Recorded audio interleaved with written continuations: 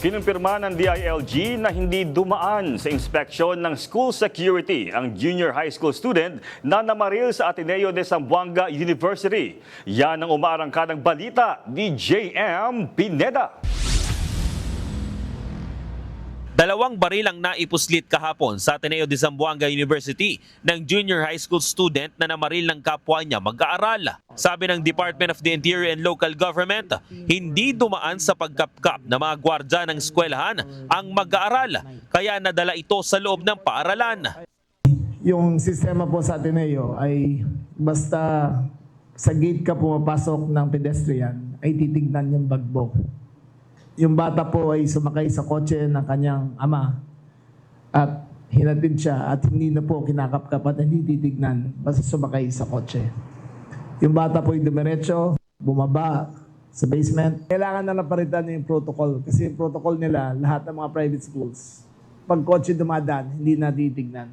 Lumalabas rin daw na ang ama ng estudyanteng namaril ay iniwanan ng kanyang baril sa loob ng sasakyan.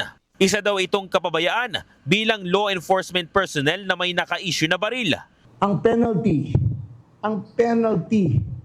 ng paggamit ng legal guns, kung kinuha lang ng bata at kinuha ng bata ang baril sa magulang o sa guardian, ang penalty ay reckless imprudence lamang.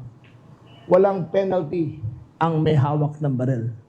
I call upon Congress to review the laws on loose firearms. 98% of gun crimes are committed with loose firearms. The Robin Padilla law, which extinguished culpability and made it a bailable offense, has led to a surge of crime precisely because loose firearms is a bailable offense. Kasama naman sa isa sa ilalim sa investigasyon ang mga gadget ng estudyante. Pero ayon kay Remulla, posibleng malaki ang naging impluwensya ng online game sa estudyante. Roblox in itself is not a dangerous game. It is the chat.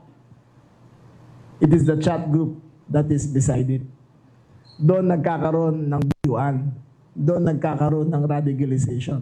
Dagdag pa ng kalihim, panahon na daw para tignan ng mga mambabatas ang pag-regulate sa mga first-person shooting games sa bansa. Kasama rin sa ginawa ng junior high school student ay ang pag-livestream sa isang website na ang tawag ay Watch People Die.